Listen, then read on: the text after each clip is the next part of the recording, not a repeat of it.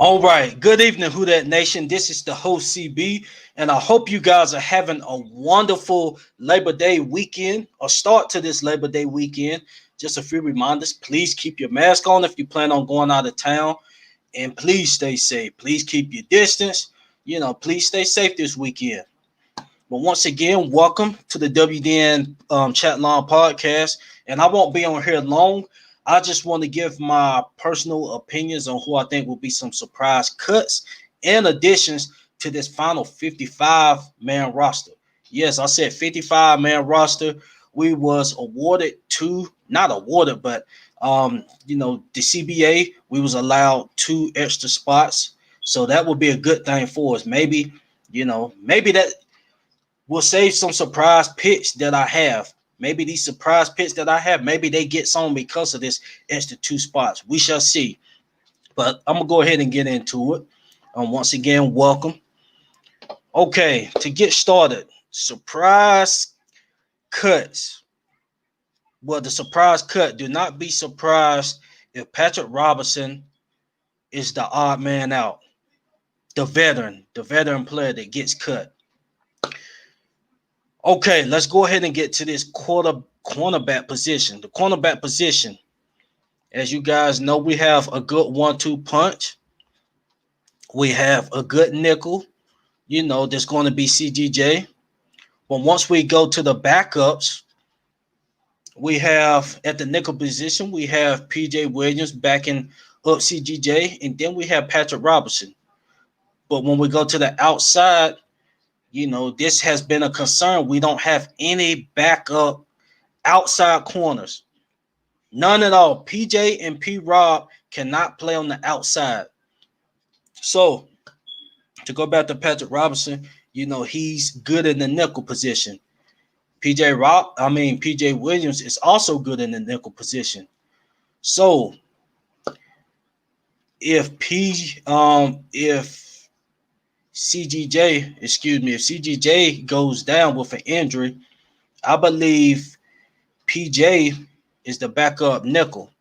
So that leaves P. Rob as being the third nickel position. Let's note, P. Rob cannot play the outside position, so his only hope at being pretty decent is in the nickel. There's no reason why we should have 3 guys that can play the nickel and not on the outside. But the thing with PJ has been getting snaps back at free safety. If you think about it, if Marcus Williams goes out with an injury, who becomes the free safety? Of course, you can throw Malcolm back there, Swearinger, maybe CGJ, but those guys are strong safety savvy first. So PJ will be, I believe he'll be an excellent free safety, and to be honest, that's why I seen him, playing anyway. I view him as a safety more than a outside corner, and he's pretty good in the nickel as well. But I think he'll do a hell of a job at free safety if Marcus Williams goes down. But back to P. Rob. So excuse me, I'm getting these P's mixed up. But back to P. Rob. P. Rob is basically the third nickelback on the team. I think he's the third string nickelback. He cannot play on the outside, so I believe he will be the odd man out. And if you look at his contract, he did take a pay cut, but he still have a few mil that he's going to get. So, and he's getting up there in age, So I think if he can't be an asset to another part of the secondary, which he can't be, he's proven that he can't be, another asset, to the outside corner position, or a safety position, he has to be the odd man out. Now, a guy that I believe will be a surprise addition, and I won't even say surprise addition, I think it'll be Keith Washington. Keith Washington has been having a tremendous camp. Like I said, he's a undrafted rookie, but he's been having a tremendous camp at the outside corner position, playing the outside. So do we take a chance on him? I believe we do. And even if Keith Washington doesn't make the roster, he's going to be on the practice squad. But if this guy is having a tremendous count, I know he's not going to get no preseason games in, but why not just keep him on the roster?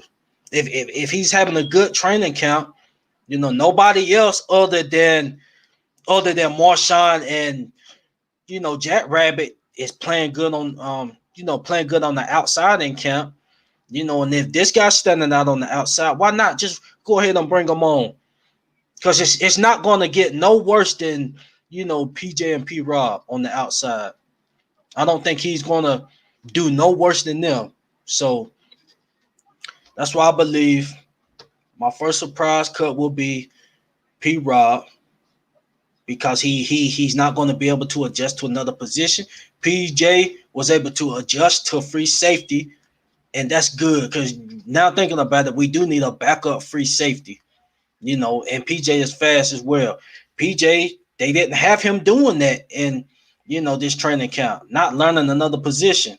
So I think he'd be the odd man out, my number one odd man out.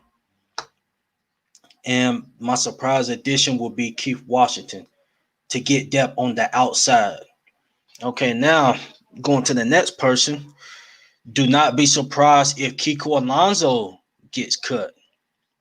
Like I said, just be mindful that we have 2 extra spots, so we could, while he's on the PUP list, while he's on the pup list, we could just leave him on the squad and see what he's like when he come back. Will that knee be healthy or not? So we got to consider that.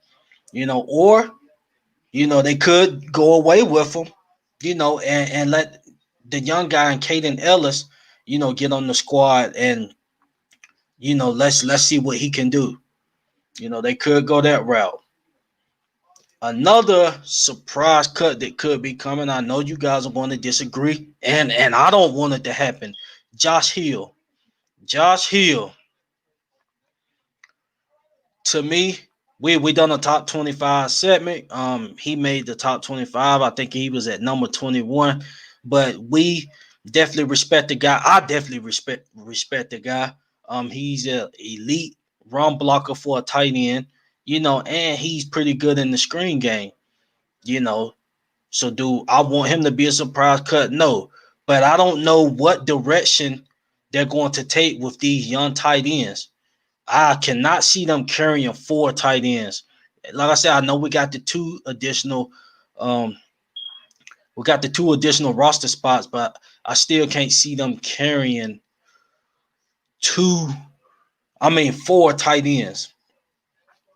So if they go that route and want to go with the young guys, I can see Josh Hill being a surprise cut and allowing Adam Troutman to be that backup, getting groomed, and then Troutman being the future going forward after this season. But I can see that happening. Tommy Stevens, if you put this guy on the practice squad, do I believe he'll draw interest from other teams? I'm not sure. I'm not sure. Me personally, I think Tommy Stevens can afford to go to the practice squad and not get touched by another team, and we keep Josh Hill, this season. We need Josh Hill. We trying to win it all. We can't have no newbies out there. I trust Josh Hill. I want him to come back, but I'm saying do not be surprised. And another guy is Dwayne Washington. Dwayne Washington, I don't see him as a surprise cut. Y'all pretty much know he is probably going to miss the cut because he's been hurt during this preseason. And if you look at the running back position, Tom Montgomery have stepped in. Tom Montgomery, he's going to be the 3rd running back. I can't see us keeping 4 running backs. I know Dwayne Washington has been real good in the in special teams, but far as at a running back perspective, he's not going to get 1 snap. I mean, just keeping that high. He's not going to get 1 snap, especially with the emergence of Ty Montgomery. Ty Montgomery, he's had experience on special teams. He's had experience in the backfield. And, with Ty, that's going to be we're gonna be able to run. If AK goes down, we'll still be able to run the same plays that we normally do. We'll run from AK. Now, of course, Ty won't be as effective as AK, but we'll still be able to run those same plays. Ty can get in the slot. Dwayne Washington cannot get in the slot.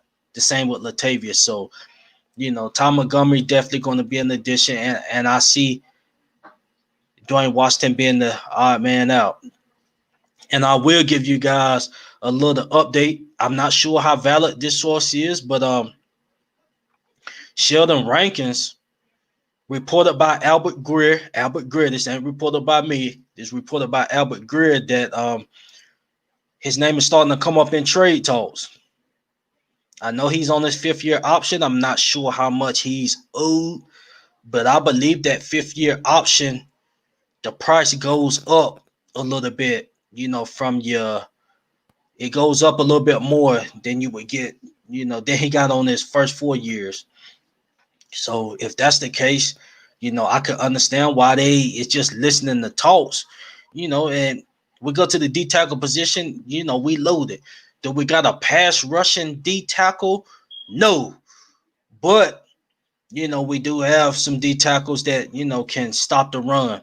If you can do that, you may not be able to get to the passer like that, but, especially if we bring Clowney in, let's not forget about Clowney as well. If we can bring Clowney in, we could just scoot Cam Jordan in. I'm talking about like on the third down, the rushing, on the third down plays where we usually in our NASCAR package, so we can take one of the DNs out defensive tackles out anyway.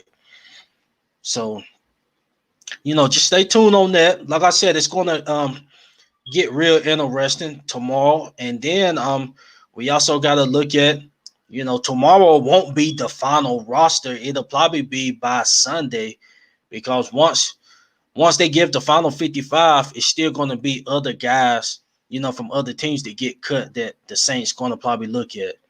One name I'm hearing is Todd Davis, linebacker from, the Broncos that got cut.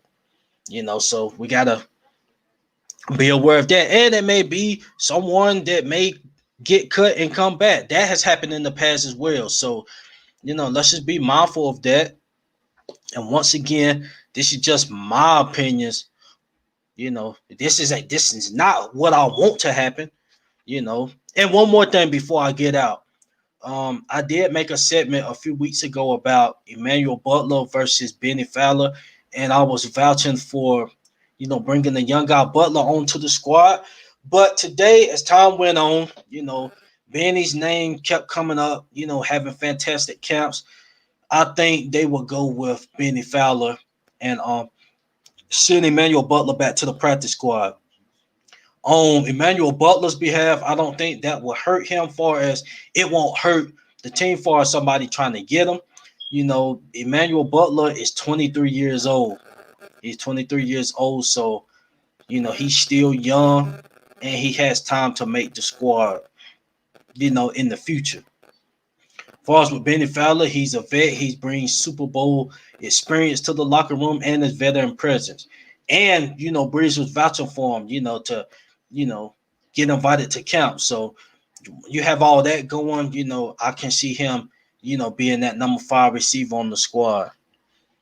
And one more name that I forgot to mention that should be cut, I want to be cut, is Austin Carr. Austin Carr, I think the time is up. We got us. Benny Fowler's been playing better than Austin Carr in camp, so we got us another receiver. Austin Carr should not be on this squad, so let's just go ahead and do away with him, and let's move on with Benny Fowler, have Emmanuel Butler on the practice squad, and let's do it like that. So that will wrap up my thoughts and opinions on who all will do what, and like I said, I will say it again, with Josh Hill, I want this guy on the final roster, but I'm just saying, do not be surprised.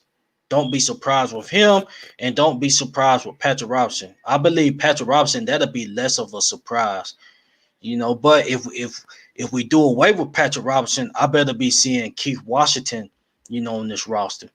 in which we should. We should. And it can be. I mean, Patrick could make it and Keith, make it as well. We shall see. But those are my thoughts and opinions. I'm sorry who that nation for, kind of extending out it. Plan on being on, simple about 10 minutes, but that will wrap up my segment on, surprise picks and cuts that I think could possibly happen. I hope you guys like, subscribe, and follow the page. And remember to stay safe this Labor Day weekend. Who that nation? Let's get excited. Next week is game week. See you guys Tuesday night for the Saints versus Bucks face-off segment. You guys tune in 7 Central Time, 8 Eastern Time for our Saints versus Bucks face-off. Me and a representative from the podcast will be going up against two Buccaneer representatives for their side. You do not want to miss it. Tune in. I'll see you guys then. Who that?